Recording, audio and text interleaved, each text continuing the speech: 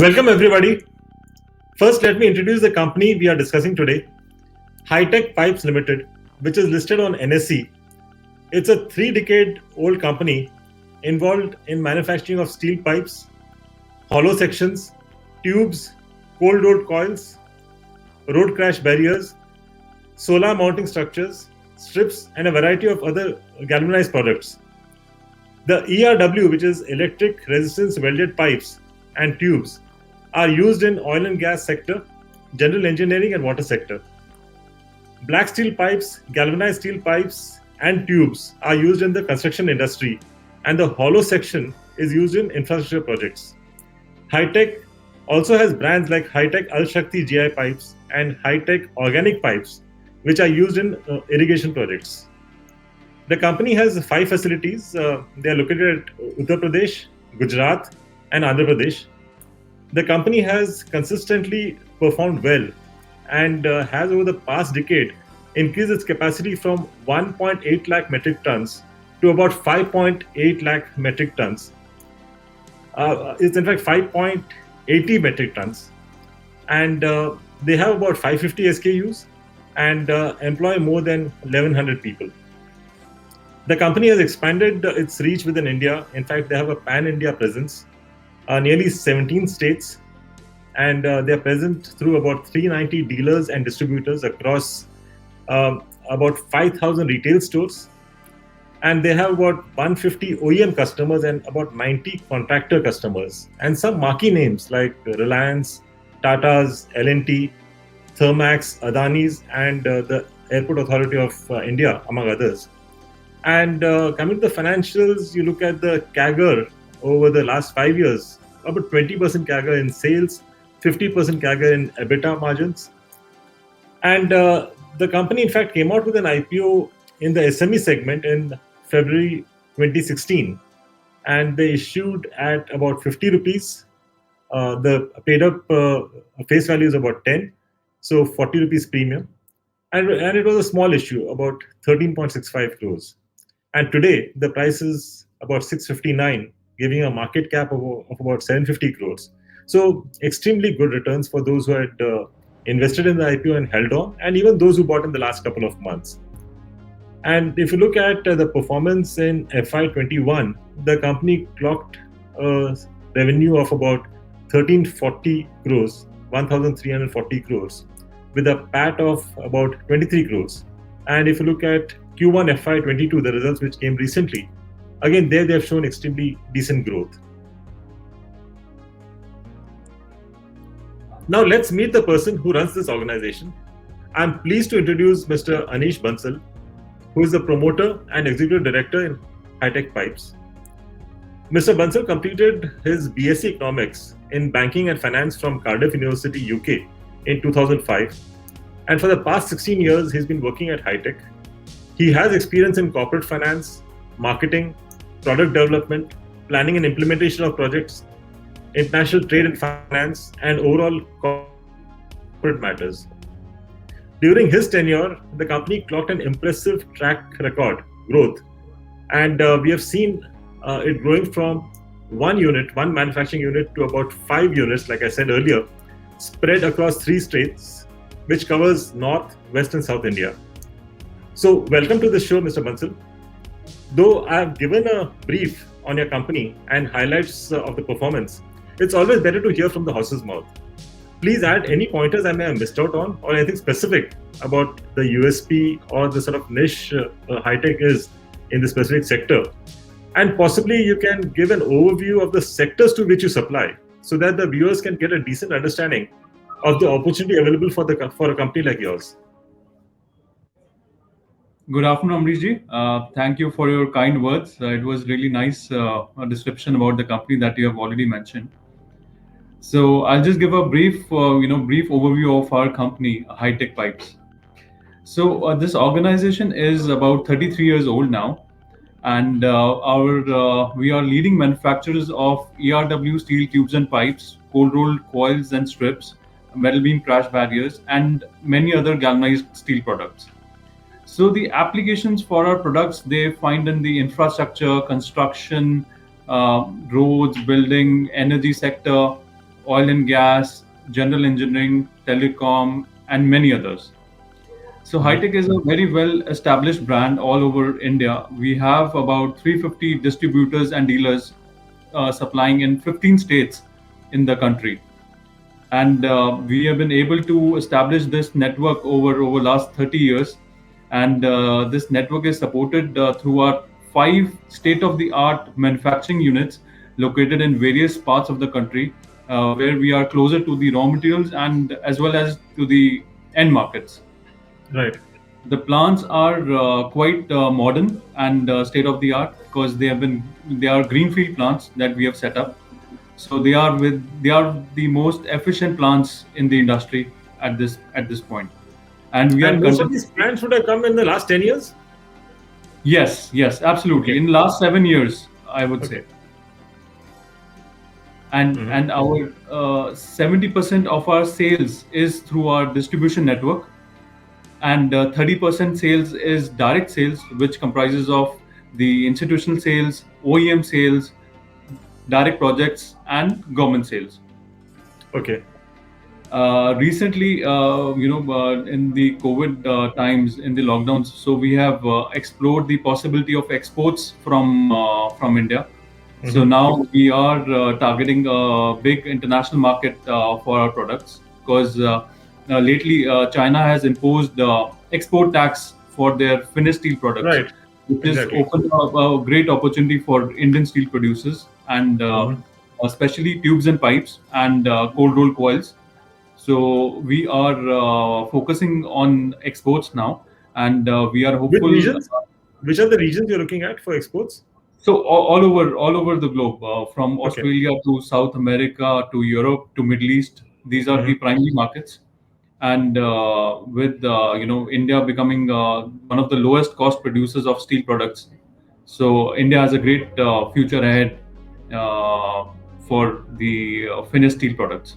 And So, do you come under any PLI scheme as such? yes, I was coming to that. So our, we'll be launching our roofing sheets and color-coated coils very soon. And this product is covered under the PLI scheme of the government. We are awaiting the guidelines. So once the guidelines are there, we'll explore the possibility, and we are confident and hopeful that we'll be eligible for the scheme.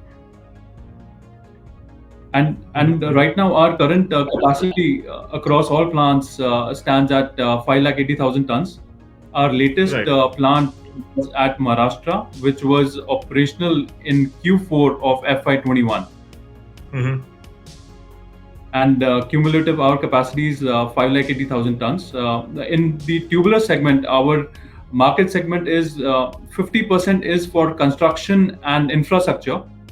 Okay. 25% is general engineering, 15% is water and air transportation, and Okay. 10% is miscellaneous. This is a broad classification of our applications. Okay. So basically, each of these sectors have been doing well, especially your infrastructure and construction, because that's also picked up quite a lot in the recent times. And you also supply to irrigation projects, isn't it? Yes, absolutely. We are supplying to irrigation projects, the greenhouses, polyhouses, and the water transportation, especially the Jal Jeevan mission, which is initiated by the central government, and which is a pet project of our Prime Minister. So this application, this scheme, where the government has promised to ensure piped water supply in every household.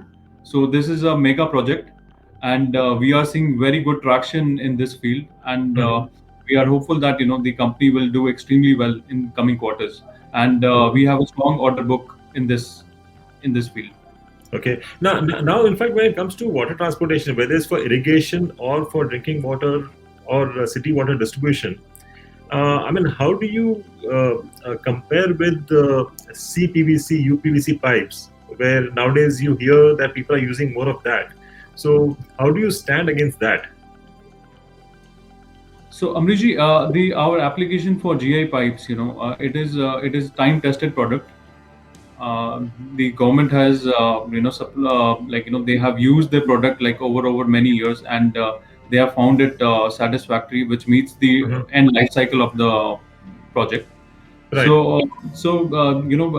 The demand is shifting towards GI pipes now, and Okay. on this scheme, the water transportation, Jal Jeevan Mission, irrigation, and Okay. polyhouses, this is entirely on GI pipes. So Right. I think forward, Because I mean, the I would demand shift.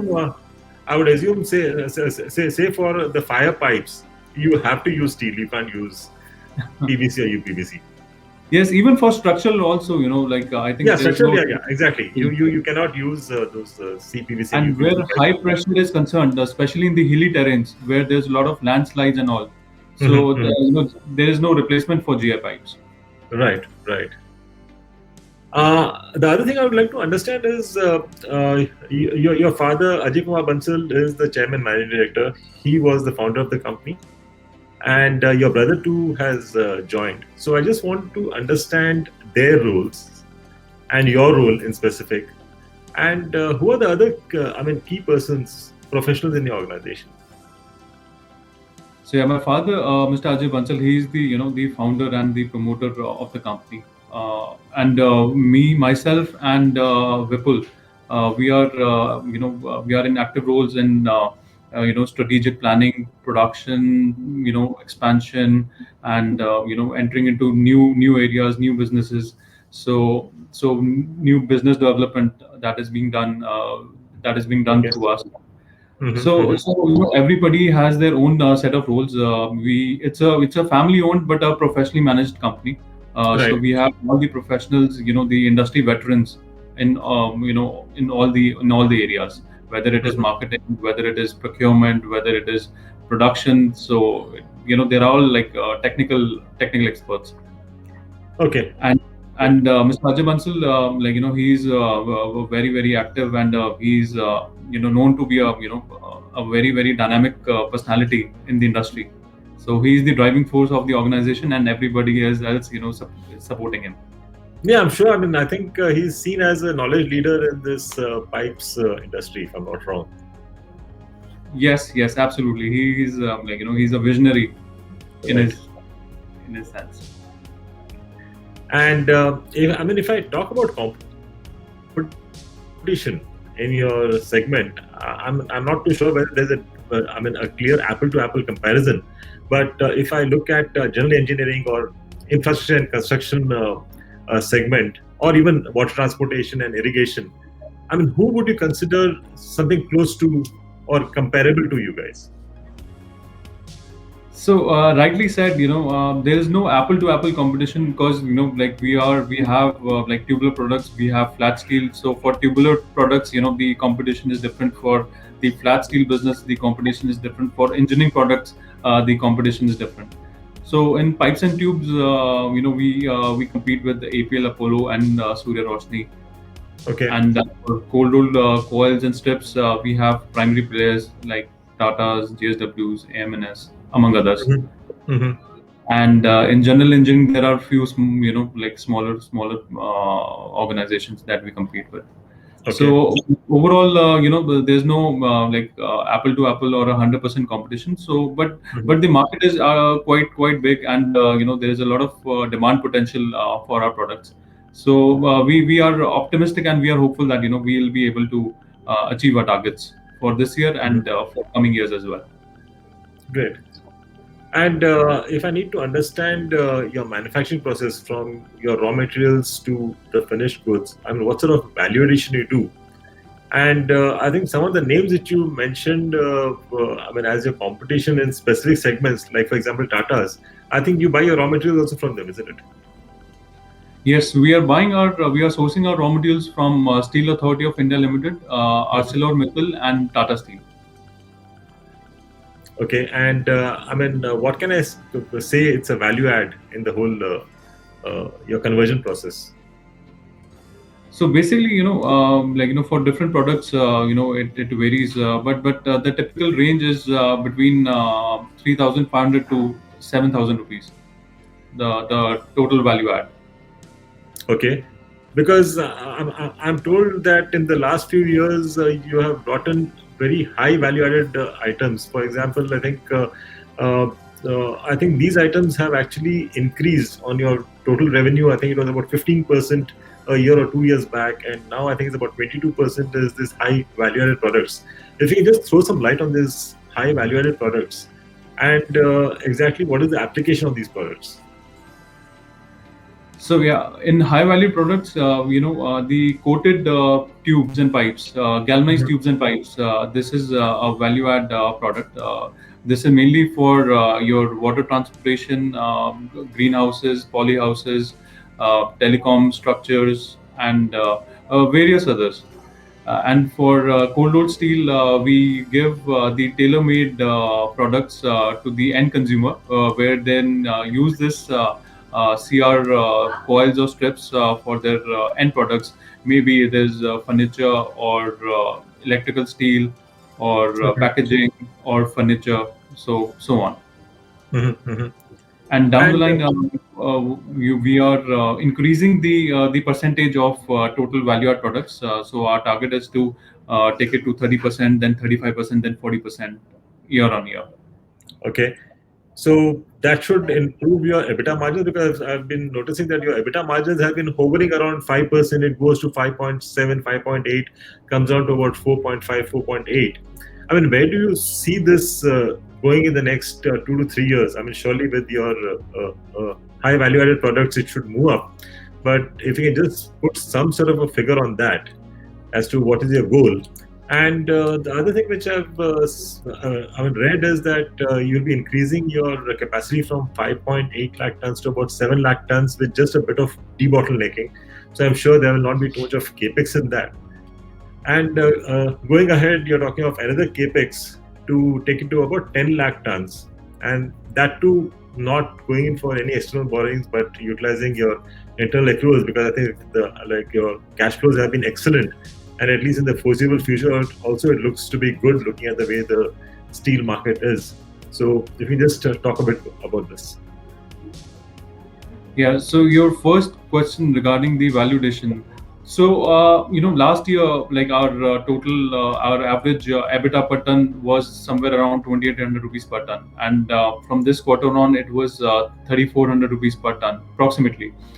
This Right. was a combination of various factors. It was exports, and it was the increase of GI pipes and GI tubes, and also there was Mhm. some inventory gain.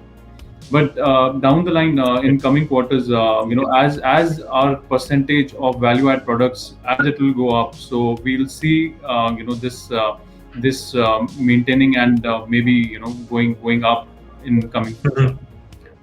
And Okay. regarding capacity, we are currently at 5,80,000 tons.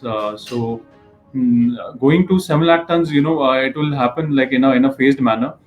First, our focus is towards utilizing this 5,80,000 tons, and going to 7 lakh tons and beyond. It will happen in a phased manner.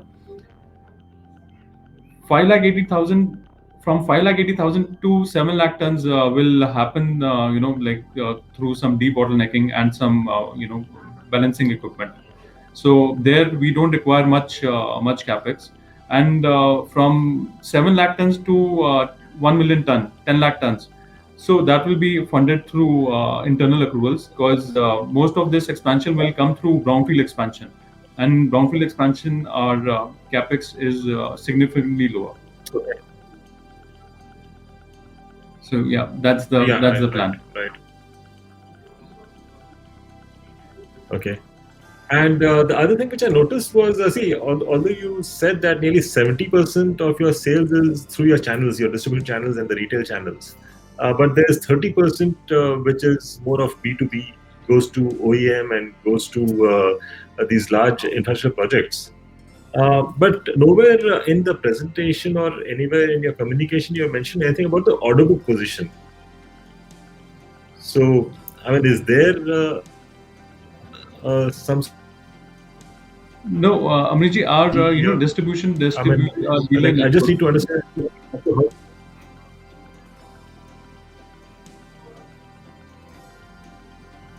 So it is completely through the dealer network, whether it is B2B or B2C. So what happens in the distribution network? The orders are recurring. We see the inventory position at the dealer's end, and we replenish the inventory levels at the dealers and distributors. So the orders are coming on a daily basis. And Okay. for projects for B2B, we at least have a 30-day order book in our hand. So we are maintaining Perfect. our order book as per our targets. So there's no challenge in that. Okay. And now coming to some tough questions.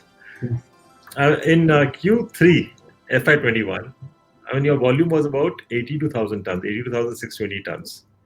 Then it came down to about 67,500 tons in Q4 FY21. And the latest quarter, I'm seeing that it has still further come down to 61,591 tons. I mean, although your revenue hasn't really fallen much Q on Q, basically because the price of the finished goods also moved up in tandem with the steel prices.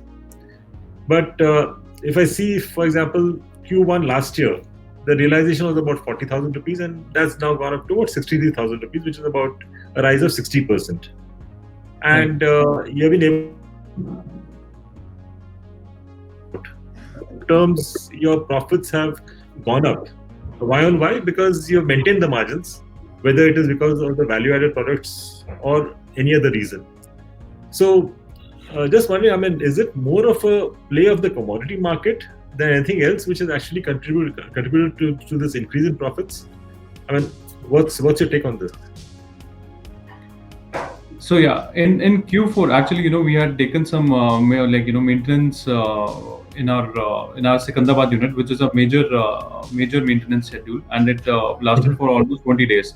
So there we had to sacrifice some of the volumes, and that was the time also when the international market, there was a sharp correction in steel prices. So we utilized that period to upgrade our plants.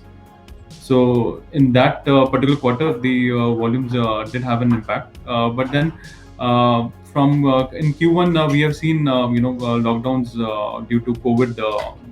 Right. The second lockdown due to COVID. But despite the challenges, the company has done fairly well despite the challenges, because there were lockdowns all over. But we have still managed to clock a volume of 61,500 tons, which was not bad considering the challenge. So if we don't, if we don't see a major challenge going forward, I think our volumes will be back to the pre-lockdown levels very, very soon. And regarding realization also is about now same as 63,000, or has it gone up? No, it is tentatively at the same level. Okay. And the focus, now is towards the utilization and validation. So these are the two prime focus areas for the company for the coming quarters. Okay. And I mean, again, earlier I didn't ask you this specifically, but do you see it going to about 7.5%, 8%, the EBITDA margin? So it depends. It also depends the EBITDA. The percentage terms will also depend on the steel pricing. But in terms of EBITDA per ton, it should definitely go up. As our new products, new launches will come up. So we are very hopeful that EBITDA per ton should go up in future also. Okay. Again, coming back to the volumes, like I just said, in the last two quarters, the volumes have come down. And if I look at the capacity utilization, it's about 42% capacity utilization. I mean, if you look at the rated capacity of FY18, it is still less than that. So after that, you have had this capacity addition. I mean, although you explained to a certain extent about why it's been such a low capacity utilization, but because of this, would you defer your expansion plans? So firstly, regarding the capacity utilization, I would like to make a point here that our Maharashtra plant came in Q4 of FY21. So basically, we had 5 lakh tons available with us throughout, and the first quarter being washed out because of the first lockdown. So Right. in 9 months, we did a volume of 2,75,000 tons. So I think considering the scenario, like the utilization rate was above 65%, and in the industry, Right. 75% is the peak utilization, and for all the other competitors and all the other players, 72% is the average, which is gone so far. So considering the situation, and considering that our one of our plants got commissioned in the last quarter, so the capacity utilization wasn't so bad. But from now on, as I have said earlier, that the focus is towards the utilization now, and Okay. validation. We are hopeful that we should be maintaining a healthy top line and bottom line. Right. Coming back to your capacity expansion, again, this is for my calculation, the projections which I'll be making. Can I assume 7 lakh tons for FY23 and 10 lakh tons for FY25? Yes, Amrishji, you can assume it. If all the things remain normal, and we don't see like much challenges from the COVID-19, I think the company is poised on its target. It will certainly be at this level for sure. Okay. Okay. So I think we are running out of time. So thanks, Mr. Bansal, for responding to all my queries, even the difficult ones. You responded extremely well, showing the confidence you have in your company and the sector. I'm sure many investors and analysts would like to know more about your company. So ensure that you keep the communication lines open so that people can understand your company better, and wish you all the best. And thank you, all of you, for taking the time out and watching this interview.